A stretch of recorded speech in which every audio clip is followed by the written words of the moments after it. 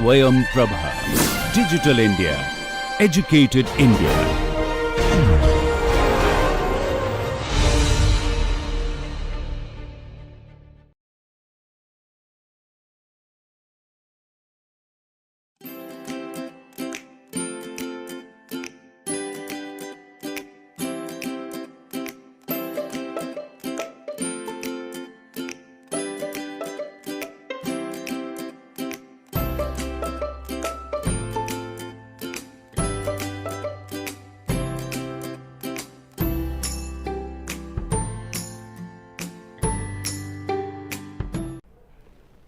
Welcome back.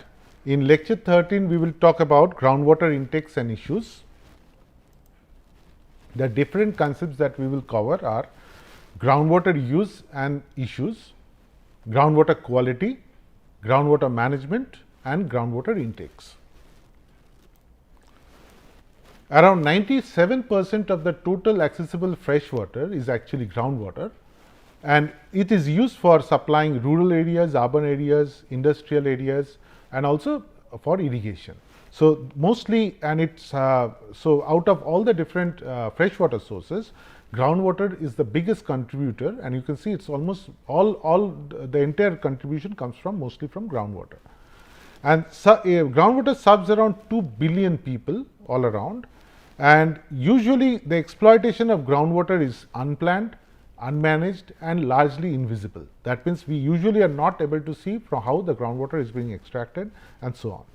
And groundwater extraction is also largely neglected by governments and planning agencies, but recently, due to several problems, it is currently coming into focus because of the water. We are now, even in India, we are now, groundwater is a big concern because there are several issues that has risen out of groundwater, and we will discuss them.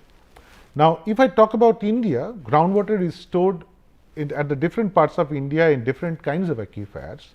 For example, in peninsular India, we can see that the groundwater in the peninsular part, the groundwater is stored in shallow, low storage hard rock aquifers in basaltic and granitic systems. So, all the blue ones, right?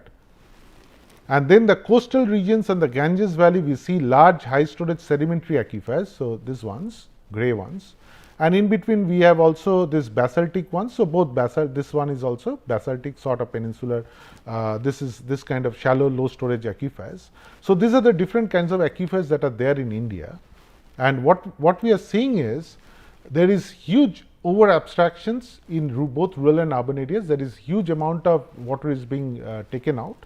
And then this is leading to depleted aquifers in several regions, and in addition to that, lot of pollution is happening to the groundwater, and which is making this groundwater or these aquifers inusable because of industrial pollutants, human waste, and sometimes agricultural chemicals. So, these are the different things that are leaching into the groundwater, which is actually making it very, very dangerous for future use, either for potable purposes or for other purposes. So, we found in India around 29% of the groundwater assessment blocks, the entire India is divided into different blocks for groundwater. So, 29% of these blocks are either semi-critical, critical, or overexploited. So, you can understand the challenge that is in front of us. And there is no direct control over the groundwater use. And because why there is no direct control? Because there are millions and millions of private, deep tubewell owners or well owners who actually draw groundwater, but there is no proper registration of these kind of wells. There is no rules for user rights and metering, and in rural areas, sometimes power shedding actually helps in limiting the amount of extraction because people will not be able to run the pumps. But these are the only things the government can do at this point of time. Government can only turn off the power so that pumps will not be run. But otherwise, the extraction is without any control, and even the number of extraction points, that is also not being registered. So, these are the different challenges that that is there, and this is both happening in rural areas and also in urban areas as well. As we have seen that why these are challenges when we discussed about when we discuss in the next lecture about groundwater flow, yield, and how groundwater flows, you will see that if there are many number of tube wells which are extracting water from a same area without giving enough spacing, then most of the tube wells will become redundant or will become defunct in a very short period of time. And if there is over abstraction, we will keep on, we will start bringing in the other kind of solutes which are there in the groundwater. We will start bringing up those chemicals which are very, very bad for human health. So we will look into those things. So there is a need for coordinate effort at the national and the state level and between sectors. So which are the sectors? Irrigation sector, industry sector, urban development. So these are the different sectors which should coordinate and determine how much amount of groundwater should be extracted, and they should develop measures to control that. And the second thing is we should shift from an engineering approach to water resource protection approach. So usually when we talk about water supply and even groundwater resources, we think about how to extract, what should be the pumps, what should be the volume, what should be the yield in this way. But we should think about from the conservation point of view, how much water, from the demand point of view, how much water has to be supplied or how much water has to be extracted, how is the recharge happening, what is the quality of the groundwater. So we have to protect our water resources. So we have to look into some other aspects just than the engineering side. So also, because people are not aware of the challenges or the problems that is going to happen in future because of these issues, because of these groundwater related issues, we have to make them more knowledgeable. Otherwise, they will keep on extracting, and that will lead to a much bad situation in future. So what are the different problems? Usually we see that sometimes in inland and coastal regions, groundwater is, saline water enters it, or the sea water gets mixed with the groundwater, which leads to groundwater salinity. So this is one problem, particularly in coastal areas. Then there are contaminants, geogenic contaminants such as arsenic, fluoride and iron, which actually creates a lot of problems. As you can see in the images, this one is for dental, this one is for dental, and the other is for skeletal fluorosis. This is because of fluoride. So this is what has happened in many places, right? And anthropogenic contaminants such as mining, that is based on human behavior, human activities, what is happening, such as mining, industries, tanneries, landfills, agriculture, sewage. These are actually contributing to leaching of this kind of, like in landfill sites, if you don't do proper liners, there will be leachate coming out of the landfills, which will gradually mix with the groundwater. So these are all creating different kinds of adding contaminants to groundwater. So these are the problems that we are looking at, and there are only a handful of laws which can help us, like for example the Water Act of 1974, which is Prevention and Control of Pollution, and then Environmental Protection Act of 1986, and the body that is usually looks into this is the Central Pollution Control Board. So they are the ones who are responsible for monitoring and determining what has to be done. So these are the laws which can help us, but actually groundwater, there is not much regulations in the groundwater, but recently some amount of regulations have come up, and usually groundwater is considered as a state subject. That means the state government is responsible for that. But even in 1970s, the model groundwater bill which was passed was not adopted by many states. So that is a big problem. But recently Supreme Court and High Court has given certain rulings where it says that protection of groundwater under the right of life, it has to be protected under the right of life, and thus it is guaranteed by Constitution. So accordingly, under Groundwater Authority or the Central Groundwater Board along with the State Groundwater Board should actually take measures to prevent groundwater exploitation, abstraction, or groundwater pollution, and so on. So these are the different laws and the rules or regulations that actually regulate groundwater, and the different agencies that actually work with groundwater. But all these agencies and all has got, as we are discussing, has limited institutional enforcement capacity because of the nature of this particular activities. Like there is no registration of wells, people extract groundwater as per their own wishes. They don't consider overall situation in that particular aquifer and so on. So, this kind of problems are there.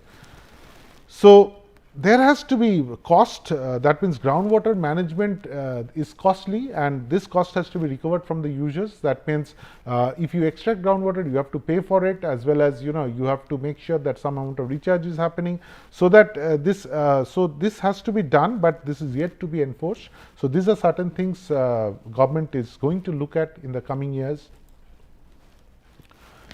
So, talking about groundwater quality, we see that around 99% of solutes that are available in groundwater, the major elements, these are sodium, calcium, magnesium, potassium, bicarbonate, chloride, sulfate, nitrate and silicon. But some of these materials is considered essential for human and animal health, the green ones. The yellow ones are probably essential for health, it may be, it may not be. And the blue ones, the bluish ones are non-essential elements, and the star ones that are given are toxic or undesirable in excessive amounts, right. So, these are the ones like lead, and then chromium, then iron, then fluoride, then arsenic. These are the ones which are very, very toxic and which are undesirable for normal water supply. So, we see that arsenic and fluoride are natural constituents which are toxic, but because of high abstraction, particularly in South Asia, we see in Bangladesh, India, in Bengal of India and in Nepal, we see naturally high arsenic concentrations at depth of 5 to 30 to 40 meters. And here if we have extract lot of groundwater, then we will end up, and we are ending up with lot of arsenic and fluoride over arsenic concentrations in our groundwater, and that is leading to a lot of problems.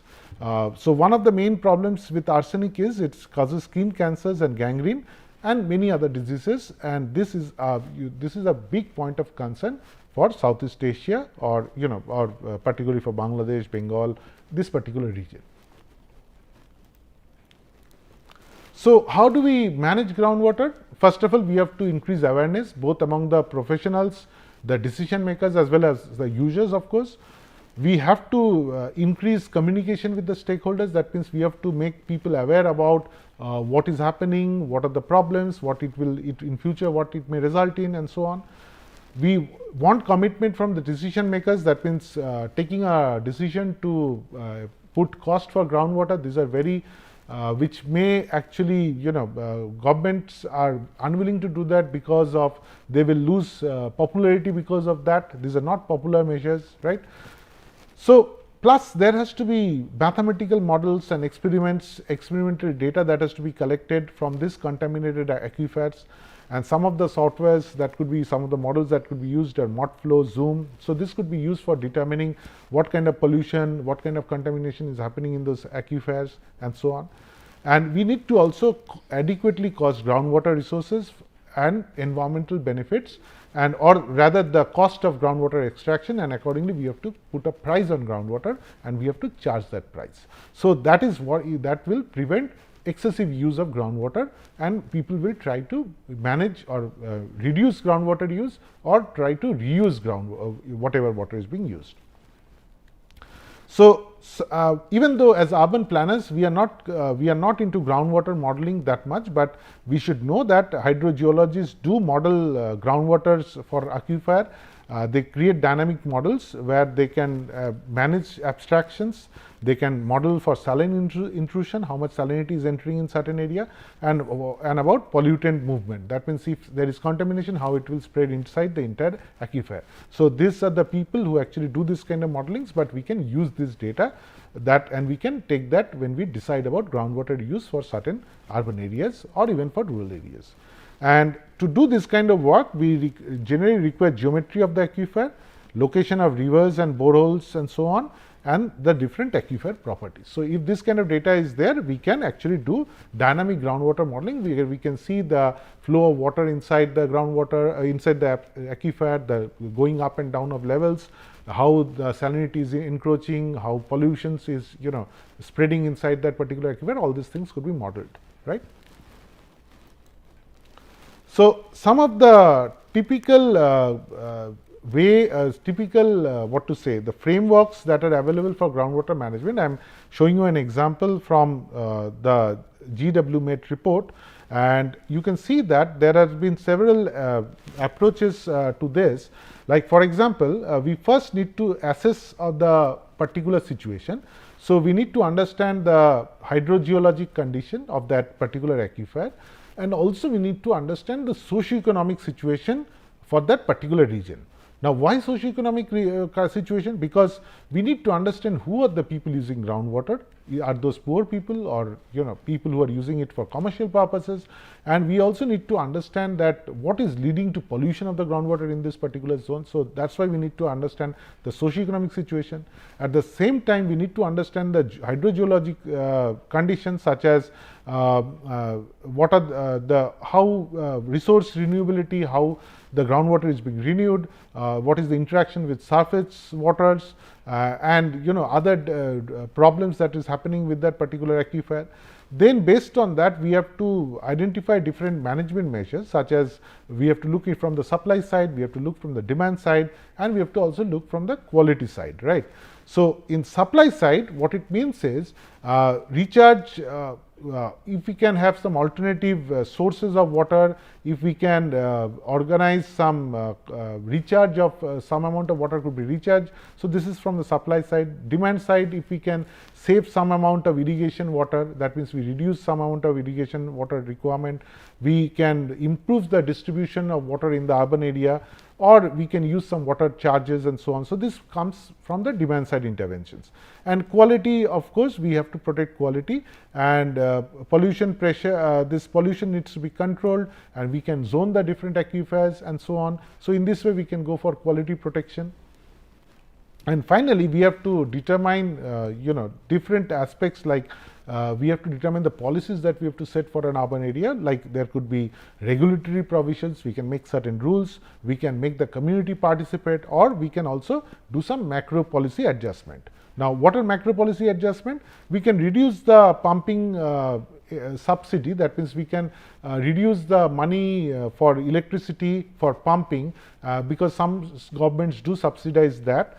And we can also go for some crop guarantee prices are there, that actually also sometimes determines what kind of crops should be grown. So, that actually may play a role, and we can change the type of crop pattern and so on, right. And whereas regulatory frameworks can talk about who is allowed to access groundwater, and what kind of, how much amount he is allowed, and what could be the user rights in case of in terms of time dependence, and how much amount of extraction at what periods, and so on. And then these are the different things that we can actually look into. And finally, we have to implement these action plans, and by securing investment or mobilizing resources, and preparing actual plans of implementations and schedules of those implementing those plans. So, this kind of groundwater management or action plans could be taken to control groundwater extraction or groundwater management, or to do groundwater management for a particular urban area.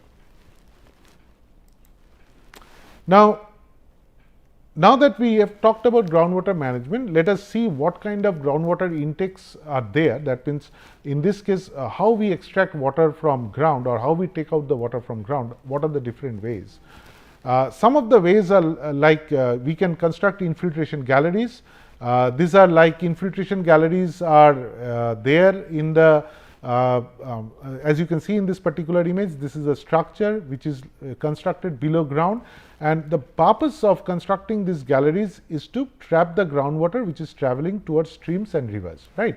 So, the flow of groundwater happens, and it is flowing towards the river, subsurface flow along, and while it goes there, it is it comes these infiltration galleries are on the way, and these are like trenches or tunnels with holes on sides at right angle to the direction of flow of groundwater, and because of these holes, groundwater will enter and will be stored inside, and then these tunnels could be linked to certain porous pipes or certain pipes and all, or to certain wells through where we can transfer the water, right. So, this is just trapping the water which is flowing along and then using it for other purposes. So, similar to this infiltration galleries, which are large tunnels, we can just lay down simple pipes, porous pipes, and these porous pipes, as you can see in this image, could be laid inside a layer of sand and broken stone pieces, and which is compacted to some extent. There is a base of lime concrete, within that we can lay the pipe, and automatically if we put it in an area where it has got lot of groundwater, water will seep through this particular sand and will enter into this porous pipe, and then based on the way the pipe has been laid, the groundwater could be transported to a point from where it could be extracted and then pumped and then sent to somewhere for treatment or for direct use. So, in addition to this infiltration galleries, we can also have infiltration wells, which are shallow wells constructed both under or adjoining river beds. So, either it could be, we can construct this wells over here under the river beds over here, or we can construct around at the adjacent to the river beds. So, the bottom is open. So, over here there is a sand bed, and we see that water will enter into this because of the water table is higher. This is the water table over here. So, water will enter into this particular chambers or this particular wells, and then we can extract this water and we can use this water for some other purposes. So, these are shallow wells constructed under adjoining river beds, and the sand beds act as filter for the water entering these wells. The wells are covered at top and open below. So, the water enters from below, and many infiltration wells are connected to an inspection well, and then this inspection well is connected to a jack well from where it could be pumped. So, as you can see in this image, there are several infiltration wells. So, this is 1, 2, 3. This could be put inside the river bed, or it could be put in the bank. It could be connected by infiltration galleries as well, or through porous pipes, like in case over here. This connects to an inspection well, and then finally this connects to a jack well. Okay. So, this is how we can extract groundwater in by just capturing their flow. By capturing the flowing groundwater below the surface, we can actually extract also groundwater. Then we can also have standard wells. So, this is like in many we have seen wells in many in rural areas. People construct wells in their houses, and if the water table is high, you will always get water throughout the year, but sometimes water table goes down during the summer season, then the well you will not get water. During the rainy season you will get water, and so on, right. So, as you can see in the image, so well is opening in the ground, and if you create a opening in the ground, automatically water will come inside from the surroundings, and it will come from below, and it will come into sand at the water level would be at the same height as the water table. Sometimes because of impervious layers, we do not get water, too much water, and in that case we need to punch through the impervious layer by a borehole, and then the water will be able to enter into the well. Okay. So, these are the different kinds of dug wells or percolation wells that are constructed in many rural areas, and we, instead of this dug wells or percolation wells, we can also have these driven wells or trib wells. That means where we really construct, where we put a pipe inside the ground and we can extract groundwater from multiple aquifers, right. So, both these kind of systems are there. And just to be elaborate on this dug well or percolation well, it is a shallow well dug in soft ground of sand and gravel usually, and diameter varies from 1 to 4 meters and depth to the extent of around 20 meters. So, we do not go beyond that, and discharge is around 20 cubic meter per hour, which comes to around 5 liters per second approximately. So, you can understand that if you draw water from the well, the water will start flowing inside the well, and you will get some flow of around 5 liters per second, which is pretty good.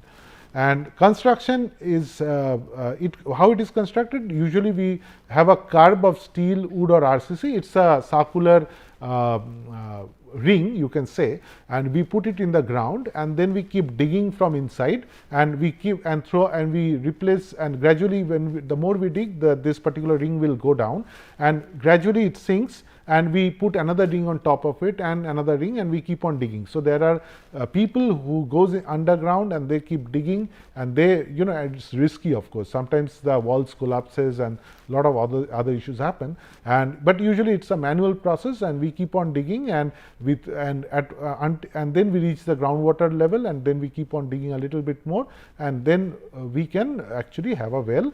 And once we do that, sometimes before we put this particular circular this curb of wood or RCC, whatever we put there, we can sometimes have a straining as well. That means we have one layer of 50 centimeter to 75 centimeter of layer. We can put sands around just to ensure that water can flow from the surroundings into this particular well, right. So we give a protection layer of a straining layer, which prevents only clear water to come inside the well. So this straining helps in acts as a filter to allow water to get inside from the surrounding soil. If it passes through this sand and this kind of layer, automatically it gets filtered and then it enters into the well. Okay. So that means when I am creating a hole, I am creating it a little bit bigger than the actual this concrete or steel curb, and then we keep on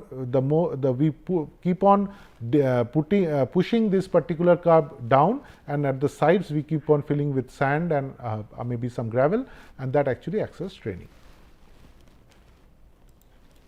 So in addition to tube wells which are dug, and we can have in addition to wells which we are dug, we can also have tube wells, and tube wells draw from more than one water bearing stratum. As you can see in this particular image, it shows only one stratum in this particular case, but in other cases over here you can see that multiple water bearing stratums are being shown, and you can see that we are drawing water from here, we are drawing water from here, and so on, right. So usually tube wells draws water from many stratum, but depends on what kind of tube well it is, of course. So over here it is only one stratum. Suppose depth of tube well could be 50 to 500 meters, but of course 500 meters is very large, very high depth, and maximum yield from the tube wells is around 200 liters per second, whereas in case of normal wells it was 5 liters per second, and average is around 50 liters per second, depends on what kind of tube well you are using. And how are tube wells constructed? We usually use rotary drilling, core drilling, percussion drilling, boring, and to actually put a pipe in the ground.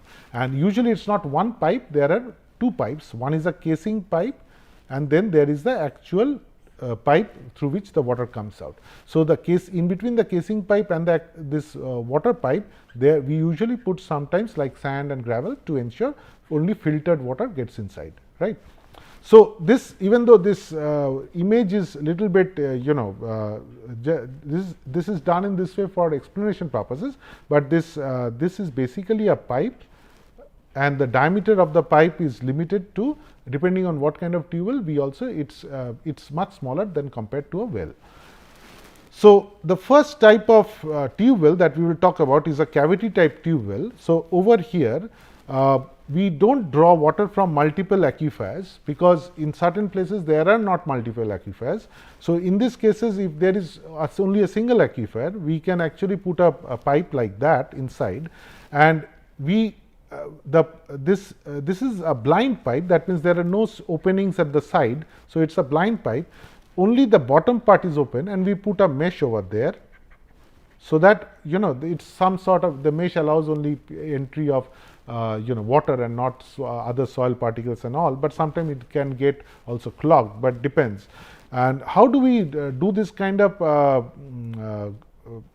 wells? What we do is we start pumping the water out. When we start pumping the water out at a very high pressure, automatically lot of sand, silt which is there in this particular region, this will start pumped out, and once it gets pumped out, this cavity becomes bigger and bigger and bigger, and once the cavity becomes bigger, the rate of flow of water falls down, and when the rate of flow of water reduces, then the amount of soil particles that is being, because of this high speed of flow it was getting in, it doesn't get in now. So now we have got a cavity which gets filled with water from the surroundings at a slower pace, so that there is no silt and sand inside this water, and this actually could be pumped up, right. So, this is how we form a cavity type tube well, and this, because of this cavity, it is named cavity type tube well, and usually it is for these tube wells are for lower depths, not for very high depths. So, a strainer type tube well is the most common one, where it is whenever we talk about tube well, basically we refer to strainer type tube wells. This is a strainer. Why we call it a strainer? Because strainer is a fine screen which is put outside the pipe. It could be either welded to the pipe, it could be iron mesh welded to the pipe, or it could be just strung around the pipe. And as you can see that when the pipe is put inside, this this pipe has got slots, that means openings, and these slots are at the aquifer, whereas in the impervious layer the pipe is blind, and over here we also put the straining, so that we can have some amount of filtration through which we can prevent only pure water to get inside the pipe, right. So, the bottom part is also plugged in. We have a concrete plug plugging the bottom, so water only enters from the sides, right, and we have both impervious layers and aquifers at multiple levels in this particular case. So, strainer or a fine screen is fitted against water bearing stratums, fitted in the pipe at the water bearing stratums. The wrapping of fine wire mesh around perforated slotted pipe. So, fine wire mesh is put around these perforations.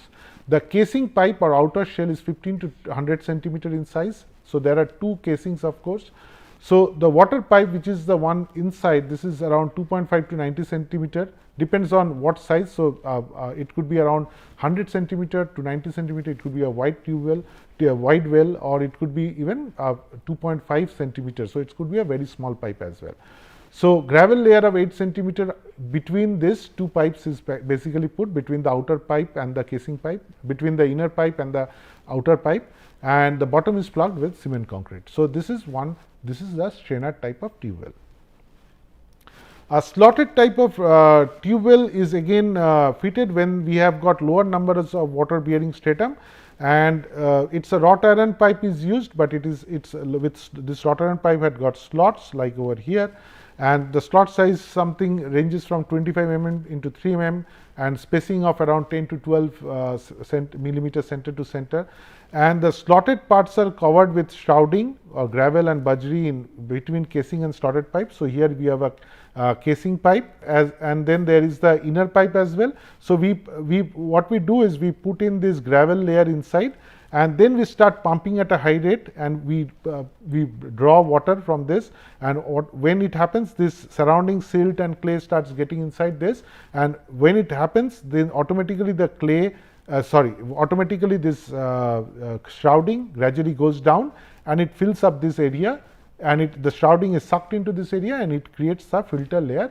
and only clear water goes through this shrouding, it gets filtered, and only that can enter into the pipe, which could be drawn from outside, right. So, this is a slotted type of tube well. So, these are the different kinds of tube wells that are possible that are usually constructed both in urban and rural areas. So, to conclude, groundwater planning and management is recently coming into focus. In India, both groundwater quality and quantity is coming into focus, because both is an issue in India. Groundwater management has to be addressed through macroeconomic and regulatory interventions and community participation. So, community participation is very important. If the community doesn't want to, we cannot help or manage groundwater, and groundwater can be collected both through natural and pumping methods. So, these are some of the references you can study. Thank you.